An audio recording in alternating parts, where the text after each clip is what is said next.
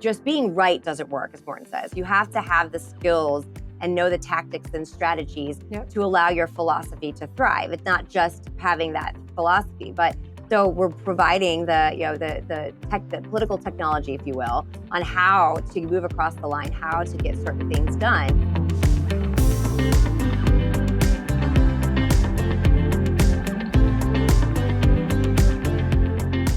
Hello, Joyful Warriors. This is Tiffany Justice with Moms for Liberty, and welcome to the Joyful Warrior podcast. I love to bring on fellow Joyful Warriors, other women and men around the country that are fighting like heck in their communities, fighting for the survival of America and working to help kids. And today is no exception. On today's podcast, we are joined by Bridget Ziegler. Bridget is the Vice President of School Board Leaders Program at the Leadership Institute. She's also a personal friend of mine, of Tina's, was one of the founding members of Moms for Liberty until she was still serving on office, which made it a little difficult to be a leader within Moms for Liberty at the time. I'm sure all of you we'll talk a little bit about that today. But Bridget, welcome to Moms for Liberty's podcast, the Joyful Warrior podcast, something that you helped to inspire. Thank you. I am so excited to be here. I was thinking about we do it at different interviews, and this morning I'm like, I'm really excited about today. So thanks for having me. Of course. So your journey to school board was a little different than mine and Tina's. We ran for office, but that was in 2016. You actually joined school board in Sarasota quite a bit earlier than us. So why don't you tell us a little bit about what your journey was like onto the school board?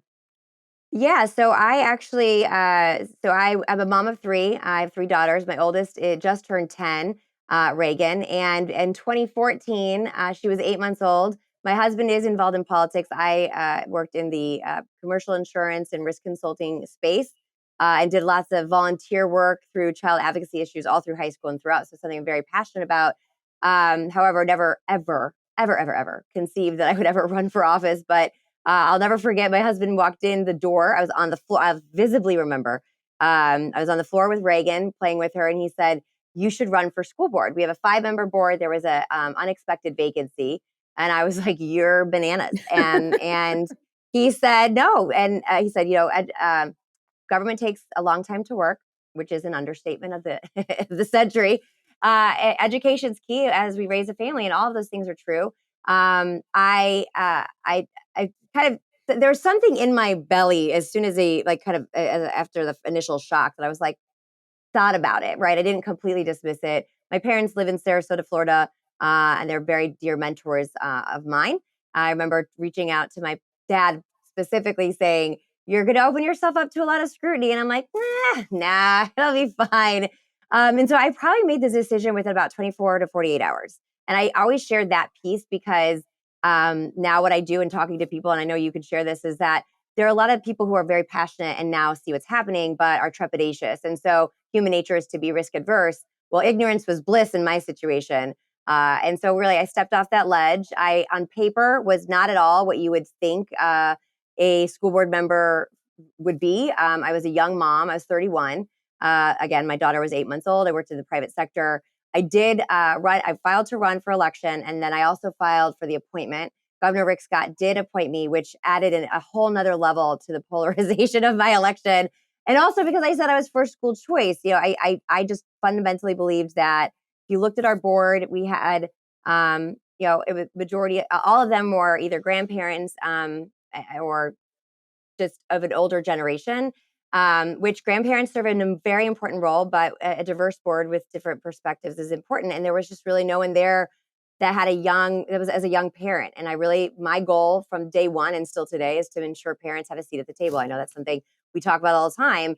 And that's what I ran on. But, in public education, saying your first school choice and parental empowerment, unions said game on. And so I learned a tremendous amount in that election in 2014. I learned a lot about myself. I learned about other people. You face a lot of insecurities, but every person I talk to, I say, you will surprise yourself. And I would say I surprised myself. And all the reasons I thought that I couldn't do it, I was very capable of overcoming them, because when you have that passion in your belly and it's really fighting for your children and their generation, the sky's the limit. So it's been an amazing journey. So remind us what year that was. 2014. And I am still on the board. Okay. And I'm still on the board today. I am the chairman of our school board. This is my third and final term.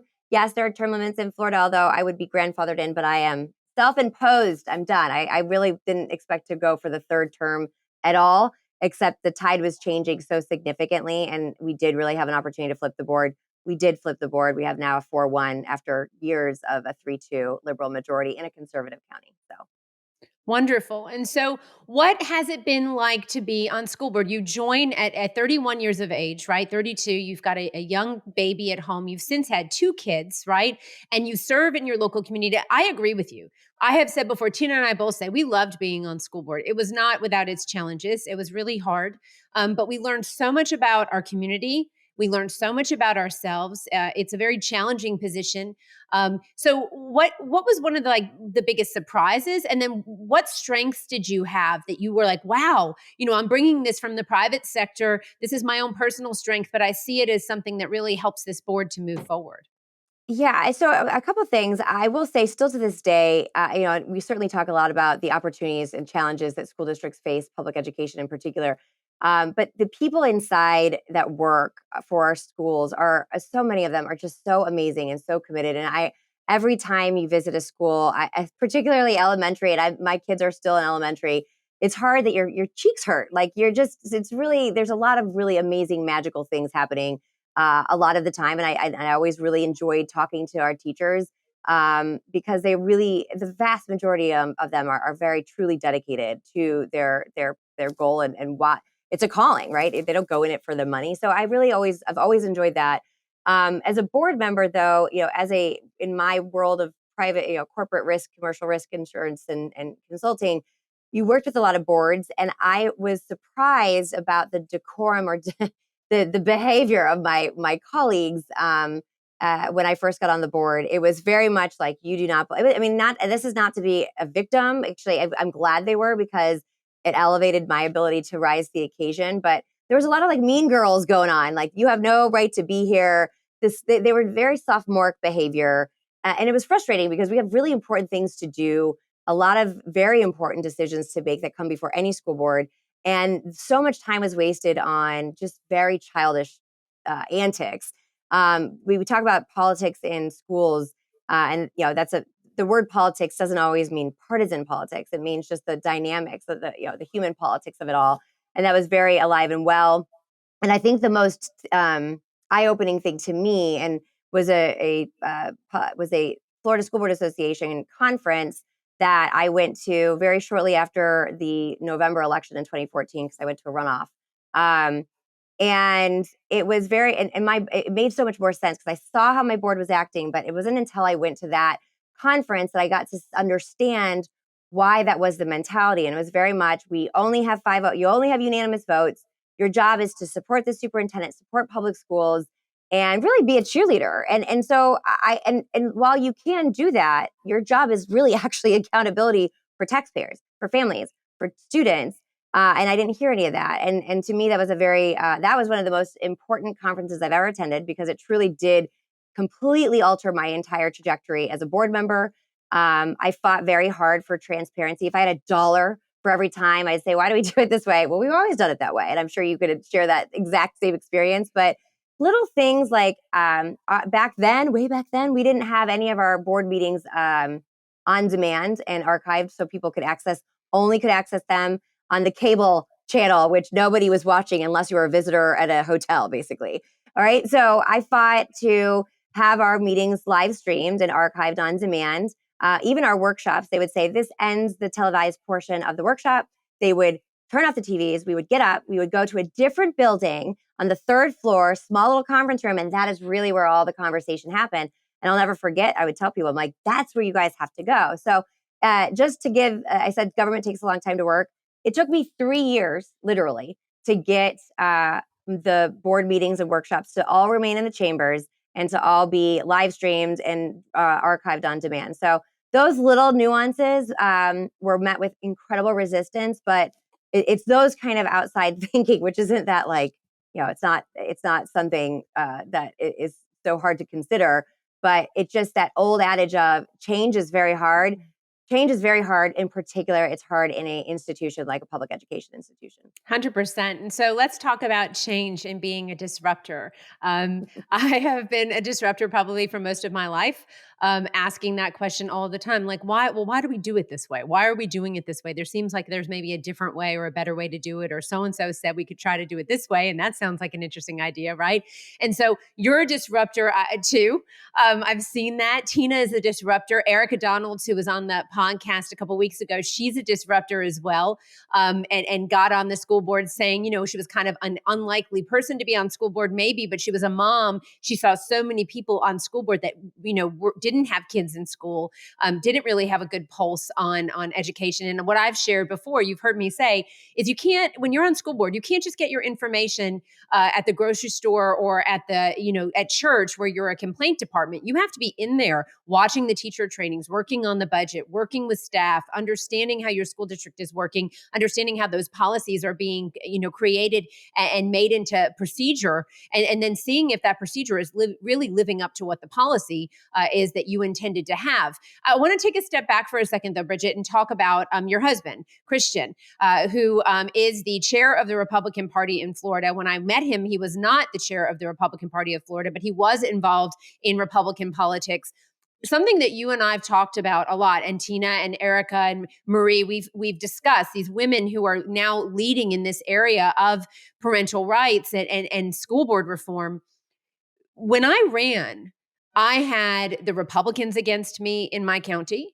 I went to the REC. I tried to get involved. I had been NPA, Bridget. I didn't have any party affiliation for most of my life. And in 2016, I had registered as a Republican. I wanted to be able to vote in that primary. I was running for office at the time. In Florida, folks, if you're listening, you have to be registered in the party in order to be able to vote in the primary. So that's important to know. So I registered as a Republican, but did not receive a warm reception from the Republican Executive Committee. The Democrats didn't like me either because I wouldn't. I was actually not willing to go to their forums unless they invited the chosen Republican candidate. I said I wanted to have an honest conversation. There wasn't anyone else running for the seat in my county, and yet I still won with 60% of the vote in my countywide election. Right, so it just showed me that the Republican Party sometimes is not reflective of the people and the values that the people hold in the community. And I just want to talk about that for a second, because I think with Moms for Liberty in general, and I mean, Christian and I have discussed this, in the RSC, it's always felt like there was like you had to ask for permission. Like there was some track, like Susie was going to run, and then Susie's husband was going to run, and then Susie's brother's cousin's father was going to run. That's right. Like, get in line, Tiffany, because it's not your time yet, right? And I think we've all kind of bucked that. So can we just talk for a second? Because this idea that somehow Moms for Liberty is GOP or a Republican puppet, it's so far from the truth. You meet our moms all over the country. Most of them have been really politically homeless for most of their lives, not involved in politics at all. So let's just chat a little bit about what it means to be a disruptor right now in America when it comes to politics. Well, I think it's I love everything about that, because one, I think just you find those established organizations, and certainly the party is one of them, where you have the good old boy, for lack of a better term, network, right? And even myself, even my husband being involved at the local party and at the state level, even when I was 31, I mean, to run for school board, there are people like, no way. And it's a horse race ultimately. Do they want to get behind that horse or not? Are they going to get behind a winner or not? And I was bringing a lot of various different things to the table. A handful of people saw why that was good, and a lot of others thought that was they were very risk adverse, right? And I think that's part of it. I also think, in my mind, in the leadership, and I say this all the time, leaders don't wait. They don't get in line. They lead, and that's just the natural trajectory of it. It's they don't even go out there with the intention to lead. It is just their pure nature to do so. And those are the ones that I think bring people along with them. And so they buck the system, to your point. What I think is so amazing so myself, my husband, like I said, I share this very candidly. He is unabashedly a party guy. I'm a policy person. He really loves the politics of it all. And he really loves, he's always been, one of our first dates, no kidding, was at an REC meeting. And for those watching, that's a Republican Executive Committee meeting at the county level, and he had to stop in to get to attendance. I'd never been to one. And every time I tell a story, the whole like room starts laughing because there are a bunch of REC members in there.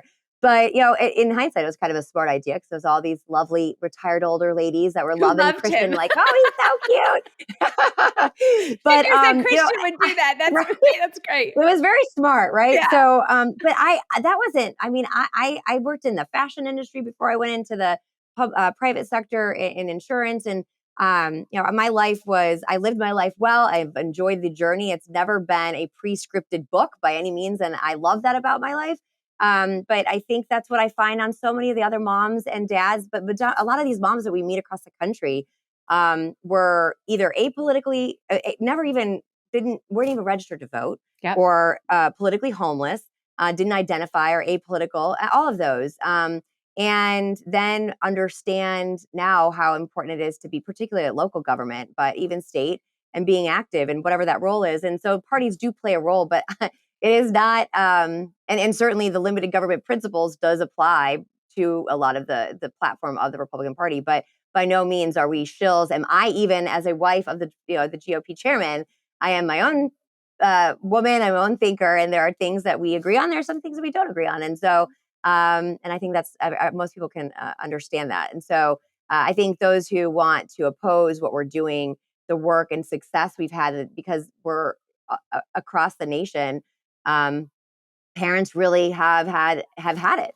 And I think those who oppose us are worried about that influence, and they're trying to throw arrows and make it sound like we're some pay for play puppeteer. But when you peel back the onion, like we've done even just starting today, about how it started or how our each journey started, it's far from that. So Yeah, absolutely. So glad you asked that let's question. dig into that, because I think that there's been this real effort to try to make Moms for Liberty not seem like real grassroots, right? Or just make what you're doing at LI not seem like real grassroots work. But it truly is the very best of America and grassroots work. I was at a meeting earlier this week, and I said, I'm a community organizer now. I'm like Obama. That's the way I feel. I'm a community Yeah. organizer. I accept it wholeheartedly, right?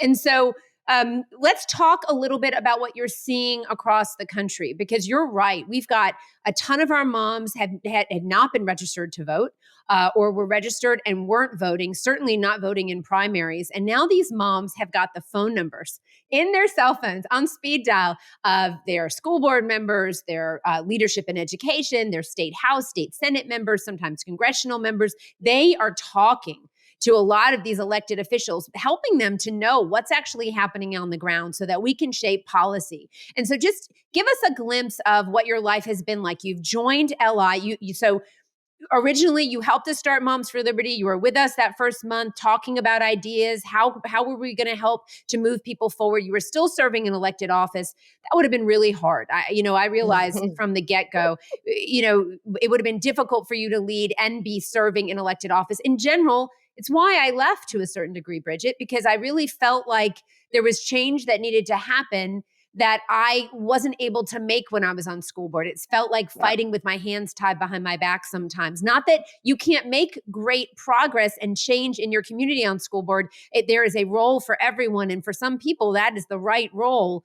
I don't regret serving, but I recognize that I had some skills that I could use outside of that realm that would be helpful. And I think you're realizing that as well as you're starting to work with LI and seeing kind of the end of your school board time come. What are you seeing when you're traveling across the country? Tell us about the Learn Right program, the school board leader program, the trainings that you're doing, and then give us a glimpse. I know you were just in California. What are you seeing across? What are you seeing across all 50 states? Because I know you're going to bring us some hope today. Well, so I really look at this all, and it actually framed up very well the way you asked about the party and things like that. But to me, whether you talk about the large institution of a school district, which I believe many of our institutions in America have been captured, and a lot of us as individuals are responsible for abdicating our roles and responsibilities to other institutions. I think that's a realization that so many moms and dads across the country have come to. And that's okay, by the way. That's not that they should not be ashamed of it. I think that's an important part to recognize so that you can affect the change. And in what I look at from a macro scale, but it is grassroots. That's what you're saying. is that this is what our country was founded on, truly for the people, by the people, of the people. Yep. And it's the pendulum is swinging as to where it needs to go.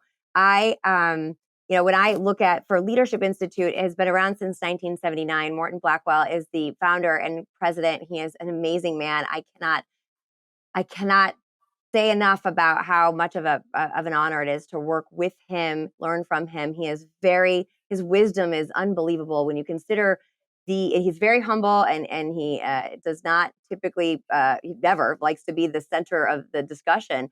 But when you consider the far-reaching impacts he's had on our country in the most profound, positive way for decades, it's really exciting to work with him. So Leadership Institute, again, trains conservatives, the next generation of the conservative leaders. And that's at every level of the public policy process, whether we're talking about media and then a pipeline of journalists coming in, which God knows we need that, but also activists, candidates, and elected officials at every level. And so for the school board leaders program, we are, and I say it it's a stool, a three-legged stool, and it'll fall if you don't have all three.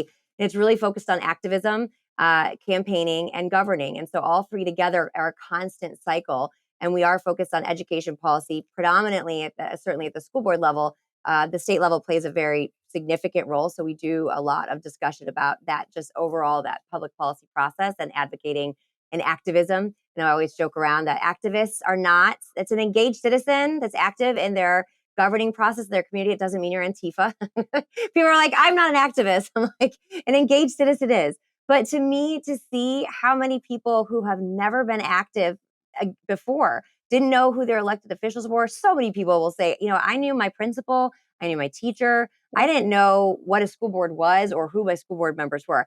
And if I had not been on the school board as a working mom, I could understand that. So, COVID silver lining, we all know that it really did awaken people up to how important local government is when we're talking about school boards, or we're talking about county or city governments, when we're talking about shutdowns. And you could see county to county the different approach. It really is something. And so it was a blessing that did happen. As challenging as it was. I mean, I try to find the positive inspiration We moments that make we can lemonade, from. at Yeah, it Moms for takes a Liberty, good we're thing to always bad. making lemonade.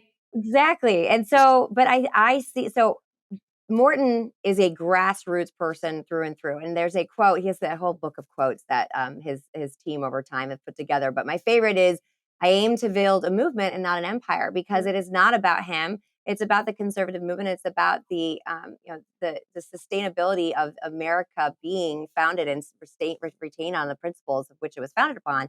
And that is absolutely at stake. And so, but that can only be preserved by the people, not by anything top down. I actually have to applaud Moms for Liberty, because I believe the way you guys have been able to sustain so well is you recognize that you are, in fact, a grassroots organization. And by virtue of that, you have your guardrails, you have your procedures. But outside of that, it really is the leaders at the ground level. And that's what makes it work, because I don't care what we're talking about, nobody wants to be micromanaged. And grassroots is based on allowing those people on the ground to mobilize and to advocate. And I think, and I love when I read these articles that you guys are some top down paid for some man in behind the curtain, which is so far from the truth. It makes me laugh. It makes me disappointed that many in the country may believe that to be gospel. It's not true. But That's the I can iron say law that. of woke projection, because that's how the unions do it.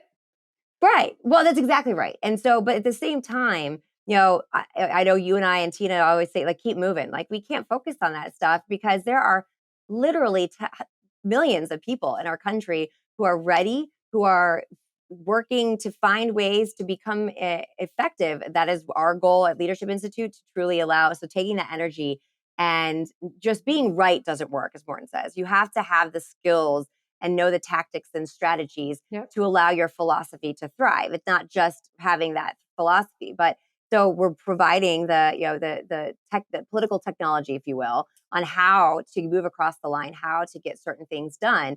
I will tell you, the left is very good at that, and we need to. And I say the left from abroad; it's really the radical Marxist left, because there are many who are self-proclaimed progressives that are very much a part of this movement, the parental rights movement.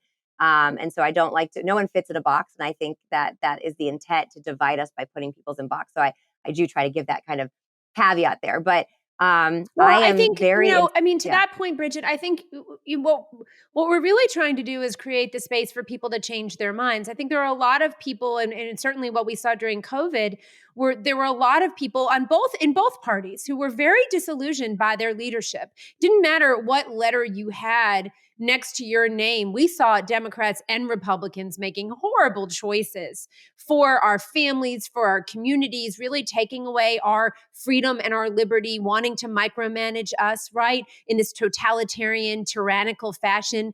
And so it really became much less about party and about how much do you respect me as an individual and my family and my rights to be able to make decisions for my children. So, to your point, um, I think what we do is really, and you as well, working to try to create the space so that if someone is ready to change their mind, is saying, gosh, what I'm seeing my friends, that I used to feel like I aligned with, stand for right now is not reflective of my belief system or what I think is best for the country, and welcoming them in and saying, listen, we were there too, right? I remember, I mean, honestly, before I ran for school board, I just didn't pay that much attention to all of this. I was busy. I had 4 kids at home. I was a stay-at-home mom. My husband and I had a business that I helped with. And I just didn't realize that not playing an active role in our government process and our civic process was really costing us the future of our country. And not just me, but millions of other women just like me. I mean, we say all the time, we're not special.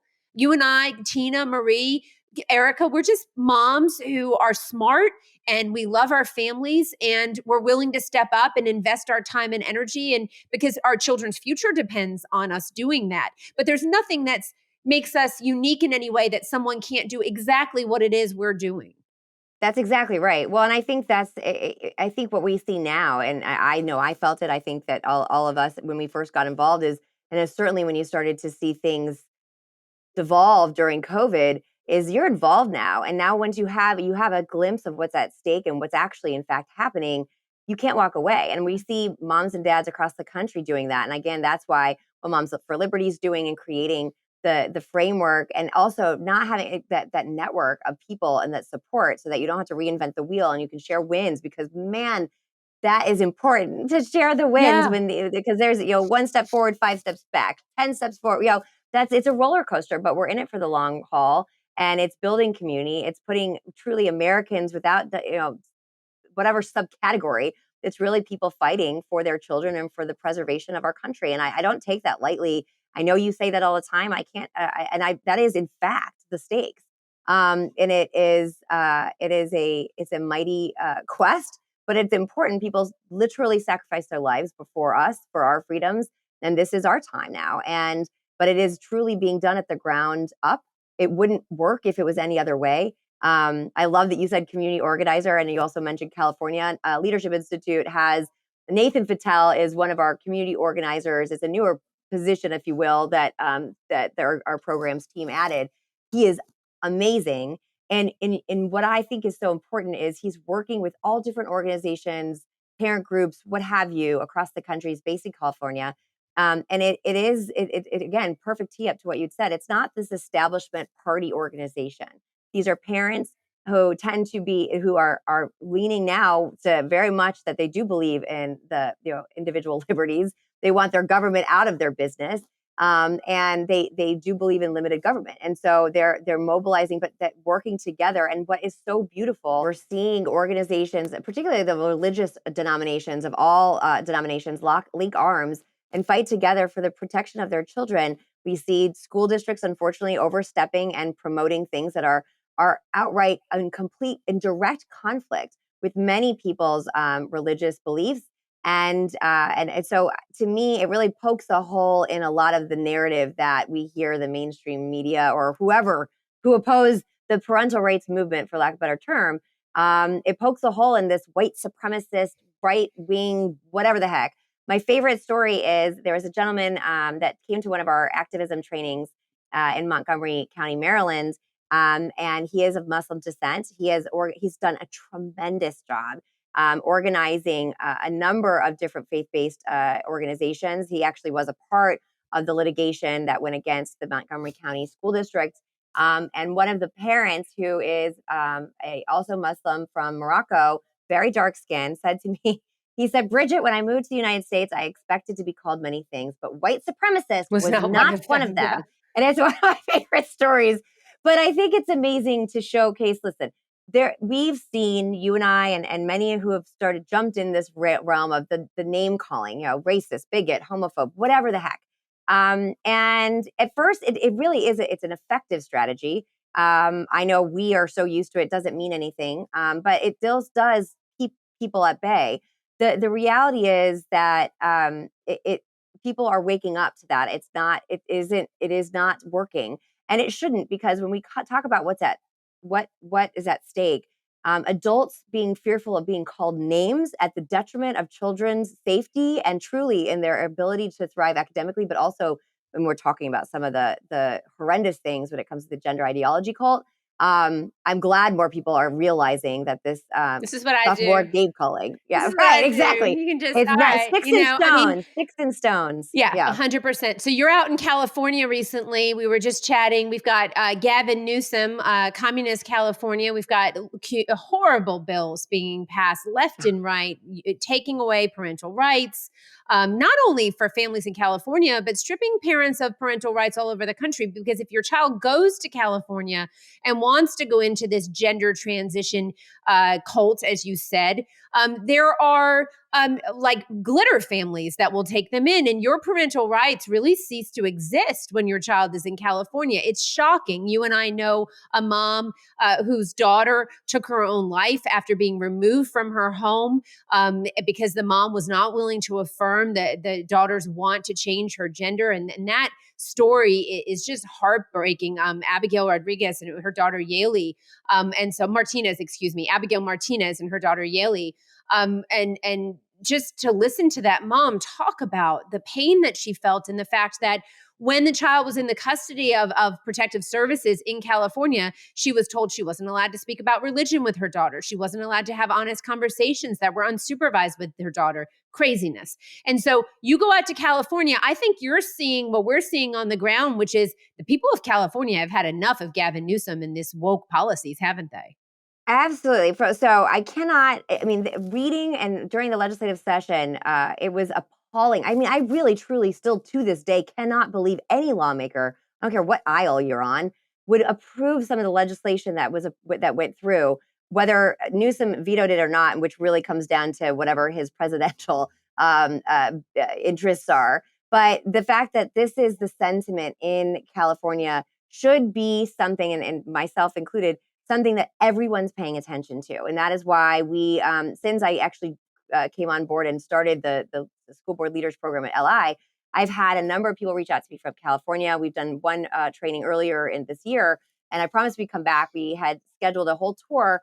And I can tell you, from being in Florida, I recognize, my journey, and from the activist standpoint, was I saw so many challenges as a school board member, tried to have them adopted at the local level, was unsuccessful, then partnered with our legislatures and got a lot of great policy from parental rights and school choice, all of those variety of things to really enhance parental rights. Really, at the end of the day, in the state of Florida, but you have to recognize that California is the tip of the spear. I mean, it is the most extreme situation, and it is what comes down the pipe. And so, the way California goes, people can absolutely guarantee that it will trickle down in the rest of the country. That's why it's so important that we are investing time and money there. But what's amazing is the caliber and the grit of the parents and the organization that is taking place in California. I left so incredibly inspired, and I've been at this since 2014. I have never seen this kind of it's just the level of strategy and knowledge and calm. And again, I use lever systems as kind of where when I do training on activism, and they are very strategic. Listen, they realize that it's a long game, and I think there's a lot of people in our country could take some great lessons away from them. But I also will tell you, they take their role very seriously for the reasons I just stated. They recognize that the way Yep. California goes, so does the rest of the country. And so they are really holding on to the preservation of freedom and liberty fighting with everything they've got, and they're doing a tremendous job. They did have some successes. They won't stop. I encourage people to pay attention to a lot of the parent groups out there, or the school board members. There, I will say, in communist California, some of the school boards are passing better parental focused and education focused policies than we see even in Florida and some of the more quote unquote conservative states. So I think that a lot of people can take a page out of their playbook. But part of the role that we do here is trying to share those stories. There's a lot of great energy out of there, and I believe that once as they continue to poke holes in the tyrannical government that is led under Governor Newsom, that will send a ripple effect to a number of other places in this country that will allow the tide to turn. So I'm very optimistic, and it was really inspiring. So I'm Yeah, looking forward to continuing to work with them. there is no doubt Gavin Newsom would like to be president of the United States of America. That should send a chill down the spine of every American. And the truth is, as my friend Kelly likes to say, that what happens in California doesn't stay in California. It is not Vegas. And it's like and she also adds, it's like a bad STD, just spreads everywhere. It And spreads. it's the truth. But you're right. So I think what we see in California with a lot of these school districts stepping up and passing parental rights policy is so important. And if you go to momsforliberty.org, on our website under resources, we have a parent pledge that candidates and elected officials can take, pledging that they're going to respect and uphold your parental rights, your fundamental parental rights. They recognize they don't give those to you, but they certainly don't have the right to take those away. But also, there's a resolution that you can pass at your local school board level. And that's a parental rights resolution that is based on the Parents' Bill of Rights that was passed in Florida. And it's just important, I think, what California school boards are doing, what you're helping them to do to pass local policies that safeguard and protect parents and children and that relationship. You don't have to wait until it happens in your state. And you, as a local elected official, have a lot of power to be able to pass this policy and uphold this policy and push back against this overreach. Because as I said, what's important to note here is that these are fundamental rights. These are not rights that the government gives you. They cannot take these rights away. So there is no federal law or state law that can be passed that somehow usurps your parental rights, your right to direct the upbringing of your child, their education, their medical care, their morality, their religion. And so just remind yourself, if you're listening right now, remind yourself of that, okay? And when you go in to speak with anyone, you just need to know inherently inside of yourself that these are rights that you have and that no one has the right to disrupt or to disrespect. Bridget, I want people, before we end, to get a little bit of a dive into what they can expect. If they're hearing that Leadership Institute, their Learn Right program, School Board Leaders program is coming to their community, and they're thinking about running for office, or they're wanting to get involved in some way in this movement to reclaim our country, or they're currently serving in office but want some tips and tricks and tools, what does it look like to engage with Leadership Institute and come out for trainings? What are you teaching people to do? So we do focus on the activism, like I said, activism, campaigning, and governing. And it varies wherever we are. And the part that I do love is we do try to customize it based on the audience and the need. So we also do look at the cycle of the election and where you're at. Because what I oftentimes find is the activism overlays everything. It doesn't matter where you are in the election cycle. It doesn't matter if you're in the majority or the minority. We need people within the community to remain and stay engaged, but we want to help them so they don't burn out. I am a working mom. You're a working mother. Many of the people who are involved in this are working parents. And it's really important. So a lot of the stuff that we share is how to be effective and strategic so you don't burn yourself out and you focus your energy towards elements where you're going to see those successes. We also prepare people to be in there for the long game. But so we'll customize it around that. You can go to leadershipinstitute.org/school board and request a training in your community. We have a great growing team that is spreading out all across the country and bringing trainings to your community. We also offer them online on demand. That is a growing library. Actually, we'll be doing filming here right after this filming today. And then we also do webinars, which is a great opportunity to really fill in some areas. We do Robert's Rules of Order, which is probably our most well-attended for school board members. But you even if you're not a school board member and you sit on any other governing committee, you're welcome to attend. It's a very valuable tool that even if you don't need to be a parliamentarian, but having the knowledge of just a handful of things can be the difference of you running the room, even if you're in the minority. I speak with experience Yeah, here. I If think you that's want to, so important. I mean, let's just quickly the Robert's Rules of yeah. Order. One of the things that is that you will learn in going through this training is the fact that if you are on the downside of a vote, you lose effectively, right? You can't bring that vote back. But if you are on the upside of the vote, you can bring that vote back. So there may be times, perhaps someone isn't on your school board that day, didn't attend the meeting. Maybe you know that your a vote's going a certain way, and this is hard stuff. This is sometimes hard things to explain to your community. But if you want to be able to take a second bite at that apple,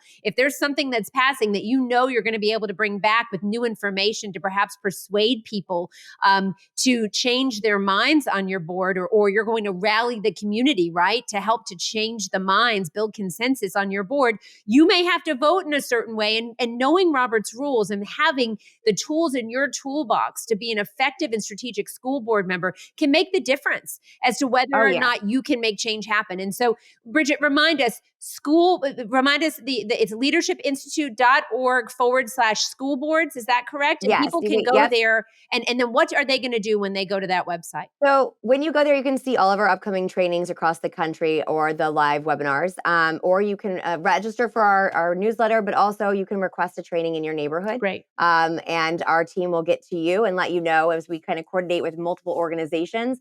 We actually have again, we're very fortunate to have amazing donors that support our efforts. And so we're happy to partner with different organizations that help underwrite portions of it so that we can ultimately, our goal is truly to train the next generation of conservative leaders and get to as many people to empower them. And the piece that I think is so important, as a new school board member, a lot of times you don't know what you don't know, and it's a David and Goliath situation. Yeah. The part that I'm so excited about, that we were able to open up a new headquarters here in Sarasota, Florida.